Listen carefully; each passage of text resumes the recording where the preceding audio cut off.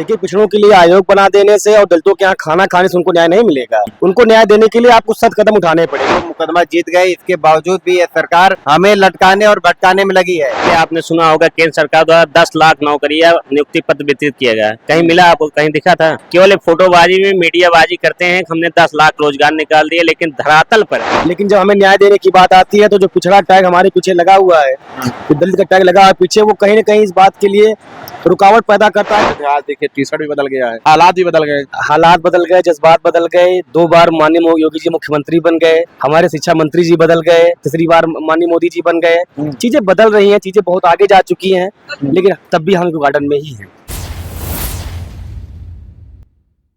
6,800 शिक्षक अभ्यर्थी 4 साल से दर की ठोकरें खा रहे हैं। यहाँ तक कि हाईकोर्ट ने रद्द कर दिया है, लेकिन क्या पिछड़े वर्ग को इंसाफ नहीं मिलेगा?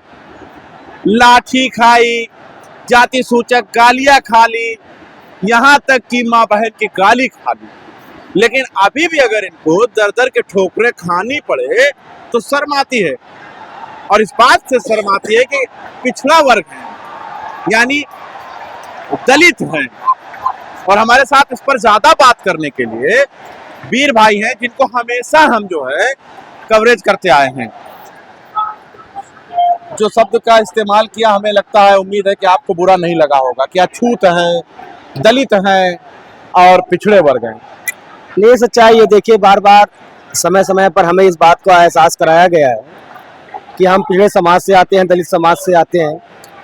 अगर ऐसा ना होता तो आज सड़क पर जीतने के बाद, माननीय योगी जी के आदेश के बाद और माननीय हाई कोर्ट डबल बेंच के आदेश के बाद, अगर हम आज भी सड़कों पर बैठने को मजबूर हैं, आप देख रहे हैं गार्डन में बारिश हो रही है और हम लोग यहाँ पे बैठे हुए हैं, तो कहीं ना कहीं आपकी बातें सही है कि हमें अछूत माना जाता है।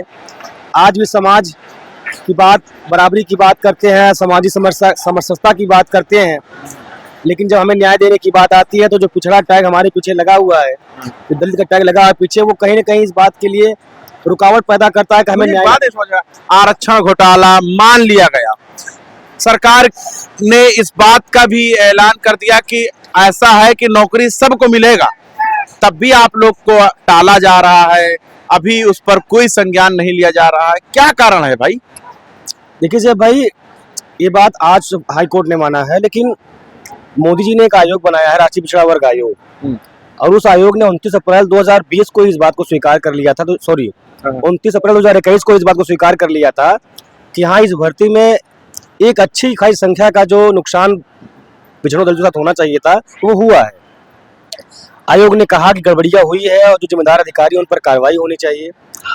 लेकिन पिछड़ों की बात तो करना बहुत आसान है, बड़े बड़े मंचों से लोग करते हैं, हमने इतने मंत्री बना दिए। अब तो पिछड़े वर्ग का संगठन तैयार किया है, कल की बात है, उसके प्रदेश अध्यक्ष जो हैं वो सीतापुर के पूर्व सांसद हैं, उनको बनाया गया है पिछड़ा वर्ग के लिए कि पिछड़ों को कैसे मनाया जाए।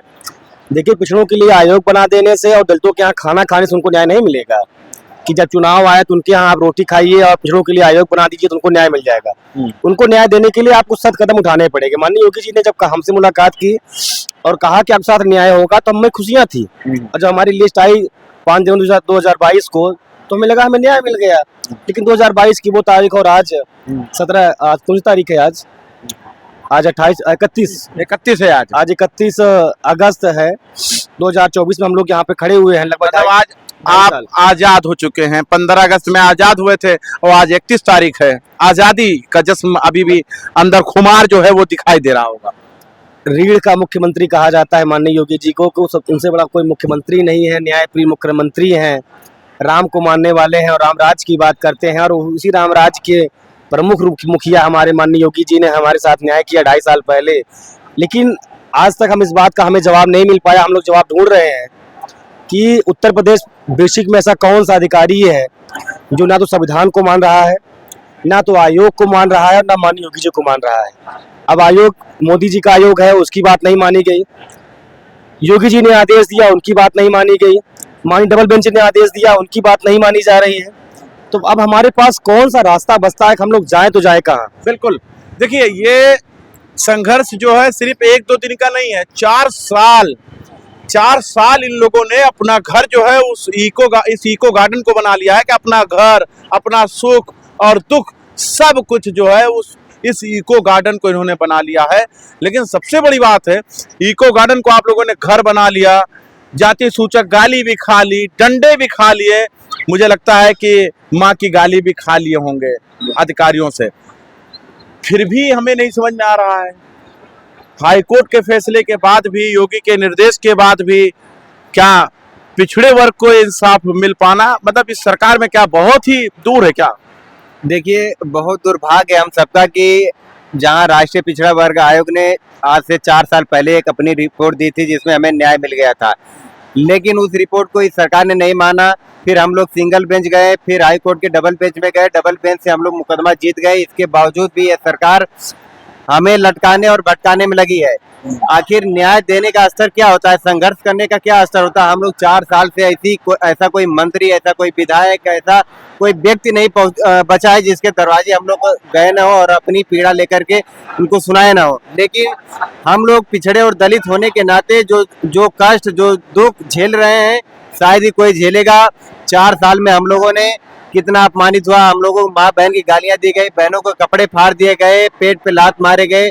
सबको सहते हुए, सब कुछ सहन करते हुए हम लोगों ने धैर्य पूर्वक अपना आंदोलन चलाया और आज हमें माननीय हाई कोर्ट के डबल बेंच से न्याय मिला है। तो मैं माननीय मुख्यमंत्री जी से निवेदन करना चाहता हूं कि आपने जो वादा किया था, एक बार तो आपका वादा पूरा नहीं हुआ था, क्या दूसरी बार भी आपने वादा किया वो भी अधूरा रह जाएगा क्या? आप तो एक अच्छे मुख्यमंत्री के रूप में पूरे प्रदेश में ही नहीं पूरे भारत में जाने जाते हैं। तो जब पिछड़े और दलितों को न्याय देने की बात आती है तो जो आप कहते हैं कि एक यशस्वी मुख्यमंत्री जो कहते हैं वो अपने वादों से पीछे नहीं हटते हैं, तो फिर ऐसी क्या मजबूरी है कि आप हमारे लिए वादा करते हैं और आपका वादा की अगर आप बात कर रहे हैं वीर भाई, तो अभी परसों की बात है, योगी आदित्यनाथ ने कहा है कि 2 लाख नौकरी 2 साल में देंगे, जिसमें 20% जो है महिलाओं की भागीदारी होगी, नौकरी देने की बात कर रहे हैं और आप वादे पर अटके हुए हैं। देखिए, वादे होते रहते हैं, वादे केवल किताबी वादे हैं, उन वादों का कोई मतलब नहीं है। मैंने कभी कहा ना आपसे कि आयोग बना देने से और हमारे यहाँ खाना खाने से हमारा उद्धार नहीं होगा। हमारे लिए वादे ना करिए, आप हमारे लिए जमीन पर काम करिए। जिस 2 लाख नौकरी देंगे ना, अभी देने का वादा किए हैं। अरे सर, जो नौकरी पा चुके लोग हैं, हम जैसे लोग जो कि 6800 की लिस्ट माननीय योगी जी ने निकाली, उनको देने में लगभग 2.5 साल का समय लग गया। तो जो उस पर नीति बन रही है, उस पर नौकरी मिलेगी कि नहीं मिलेगी, ये बहुत बड़ा अच्छा प्रश्न है। मतलब ये बहुत बड़ा सवाल है कि अभी 6800 शिक्षकों को जो योगी जी ने कहा था और दे दिया, उनको नहीं दे रहे हैं, तो ये 2 लाख कहाँ से देंगे? ये बड़ा सवाल है क्या? ये केवल एक जुमला है। इसके पहले आपने सुना होगा केंद्र सरकार द्वारा 10 लाख नौकरी या नियुक्ति पत्र वितरित किया गया। कहीं मिला आपको? कहीं दिखा था? कहीं नहीं दिखता है। केवल एक फोटोबाजी में मीडियाबाजी करते हैं, हमने 10 लाख रोजगार निकाल दिए, लेकिन धरातल पर अगर देखना हो तो कहीं नहीं दिखता है, कहीं नियुक्ति पत्र नहीं बढ़ता है। इसके पहले भी नियुक्तियां होती थी, क्या कभी नियुक्ति पत्र स्टार लगा के बांटे जाते थे? नहीं पता चलता था। सक्षम जो उनके विभाग के अधिकारी होते थे वही नियुक्ति पत्र दे देते हैं। लेकिन आज सरकार में क्या हो रहा है, मंत्री, विधायक, इनकी अलग से वहाँ चिन्हित किया जाता है कि आप इनको नियुक्ति पत्र देंगे। ये केवल दिखावापन वाली सरकार है। पिछले तो देखिए, ये 6800 शिक्षक अभ्यर्थी हैं जो यहाँ पर आज भी दर-दर की ठोकरें खा रहे हैं। 4 साल तो मैंने कवर किया है, अभी कितने साल कवर करना पड़ेगा? मतलब क्या और भी आगे आप लोग प्रदर्शन करने वाले हैं, ऐसे ही कवर करते रहेंगे आपको? देखिए, आपसे मैंने वादा शायद 2-2.5 साल पहले ही मैंने आपसे कहा था और आज फिर से इस बात को कह रहा हूँ कि देखिए, हम लोग हारने वाले लोग नहीं हैं। होता है कभी कई परिस्थितियाँ ऐसी हो जाती हैं कि जैसे आर्थिक रूप से, शारीरिक रूप से मैं बीमार हुई इस टाइम। 4 साल में मैंने 4 जूते बदल लिए। नहीं, हमारा तो जूता वही है, क्योंकि हम लोग ऐसे समाज से आते हैं साहब कि बड़ी मुश्किलों से हम लोग घर से निकल पाते हैं और बहुत कम पैसे पर गुजारा करना पड़ता है। पिछले 15 दिन से लगभग हम लोग यहाँ पे लखनऊ में डटे हुए हैं और एक टाइम का खाना खाते हैं और किसी तरह से गार्डन आते हैं, सोचते हैं। आप देख रहे होंगे टी-शर्ट भी बदल गया 4 साल में, मेरा हालात भी बदल गए, आप तो देख ही रहे होंगे। हालात बदल गए, जज्बात बदल गए। 2 बार माननीय योगी जी मुख्यमंत्री बन गए, हमारे शिक्षा मंत्री जी बदल गए, नए शिक्षा मंत्री बन गए, लोकसभा का चुनाव हुआ, माननीय योगी प्रधानमंत्री तीसरी बार माननीय मोदी जी बन गए। चीजें बदल रही हैं, चीजें बहुत आगे जा चुकी हैं, लेकिन हमारे लिए कोई बदलाव नहीं आया। हम 4 साल पहले भी इको गार्डन में थे, चुनाव से पहले भी इको गार्डन में थे, दिवाली आई तब भी इको गार्डन में थे, रक्षाबंधन आई तब भी इको गार्डन में थे, ईद आया, मुहर्रम आया तब भी हम इको गार्डन में थे।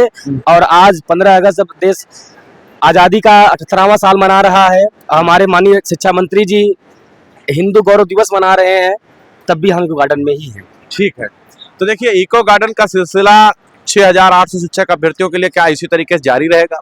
ऐसे ही दर दर की ठोकरें खाते रहेंगे? क्या इको गार्डन ही इनका अपना घर बन जाएगा? इस पर सवाल लगातार बना हुआ है। लोगों के मन में ये सवाल लगातार जो है वो सुई की तरह चुभ रहा है कि 6800 शिक्षक यानी पिछड़े वर्ग के लोगों को, यानी जिन्हें अछूत बना दिया गया है, जिन्हें बिल्कुल नकार दिया गया है, क्या इनको अब नौकरी नहीं मिलेगा?